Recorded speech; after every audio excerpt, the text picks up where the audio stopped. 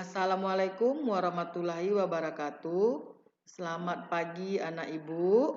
Mudah-mudahan pagi hari ini kamu tetap dalam keadaan sehat dan tetap dalam keadaan semangat.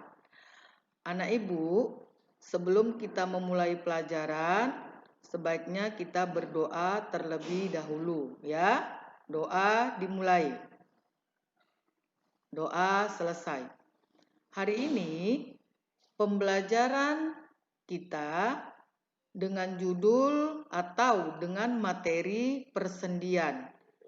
Adapun tujuan dari mempelajari persendian ini agar kamu lebih menjaga anggota gerak tubuhmu. Kemudian agar kamu lebih menghargai bagaimana kamu harus menjaga kesehatan bagian dari sendi dan otot-otot pada tubuhmu. Oke anak ibu, ya kita mulai ya. Materi kita yaitu persendian.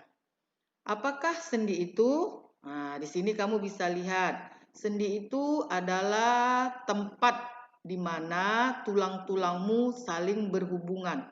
Hubungan di antara tulang itu bisa saja terjadi pergerakan atau tidak terjadi pergerakan. Jadi hubungan antara tulangmu itu tidak harus terjadi pergerakan, Nak. Tetapi bisa saja pergerakan itu tidak terjadi. Ya. Kemudian sendi dibagi atas. Ya, sendi dibagi atas. Satu yaitu sendi fibrosa. Sendi fibrosa itu juga terbagi atas sendi kartilaginosa dan sendi sinovial. Apa itu sendi fibrosa? Nah, ini kita lihat ya.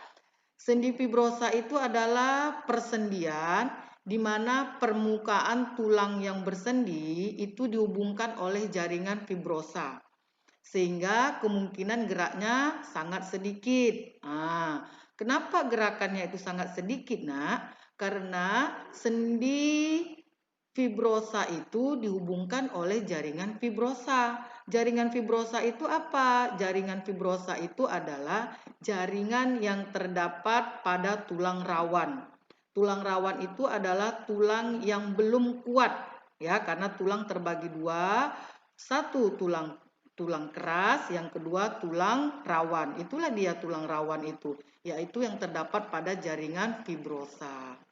Oke, ini dia ya. Ini ada gambar yang disebut dengan sendi fibrosamu. Nih ya.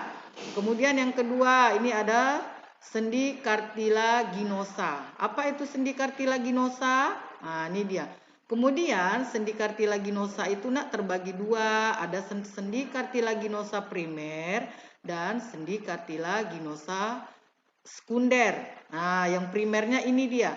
Persendian tulang-tulang disatukan oleh suatu lempeng atau potongan rawan hialin. Pada persendian ini tidak ada pergerakan yang mungkin dilakukan. Jadi pada sendi kartilaginosa ini, Nak, gerakannya itu tidak dilakukan. Ya, nah, oke. Kemudian ini gambarnya. Nah, bisa kamu lihat di sini bagaimana bentuk dari sendi kartilaginosa tadi. Oke. Nah, ini sekarang sendi kartilaginosa sekunder, yaitu persendian tulang-tulang disatukan oleh suatu lempeng rawan fibrosa. Nah, ya, kemudian pergerakan yang mungkin dilakukan tergantung pada sifat fisik rawan fibrosanya. Artinya apa? Kalau anak yang masih kecil, itu gerakan yang dilakukannya disesuaikan dengan umurnya. Sehingga kita harus berhati-hati pada adik kita yang masih kecil atau adik yang masih balita. Kenapa? Karena adik yang masih balita itu tulang rawan fibrosanya itu masih sangat rawan. Ya, anak ibu ya. Jadi jangan kamu samakan tulangmu dengan tulang adikmu, itu tidak boleh. Nah, ini ada gambarnya. Ya, kamu bisa lihat bagaimana bentuk tulang fibrinosa sekunder. Oke, selanjutnya. Kemudian ada sendi sinovial, yaitu persendian yang mempunyai kemungkinan gerak banyak sekali. Karena apa? Karena di sana terdapat discontinulet, yaitu tulang-tulang yang bersendi atau tulang-tulang yang memiliki rongga. Ya, karena apa? Karena rongga yang terdapat pada sendi memungkinkan gerakan yang dilakukan oleh sendi tersebut itu bisa gerakan yang lebih banyak lagi. Oke? Nah, ini dia gambarnya ya, bisa kamu lihat di situ gambarnya. Oke, jenis-jenis sendi sinovial. Ini biasanya ya, ini ada susunannya. Terbagi atas sendi plana. Nah, ini bisa kamu baca ya nak ya. Di buku mandiri juga ada ini. Jadi kamu bisa baca buku mandirimu yaitu sendi plana. Ini ada. Kemudian sendi engsel. Tuh di buku mandiri juga ada. Ibu berharap kalau bisa kamu punya buku mandiri ya. Karena apa? Karena untuk kedepannya ibu akan memberikan tugas dari buku mandiri. Oke anak ibu? Kemudian di sini ada sendi peluru, ya, bisa dibaca di bukunya juga atau dibaca pada pembelajaran yang ibu berikan ini. Kemudian ada sendi putar, oke? Oke anak ibu, sekian dan terima kasih pembelajaran kita pada hari ini.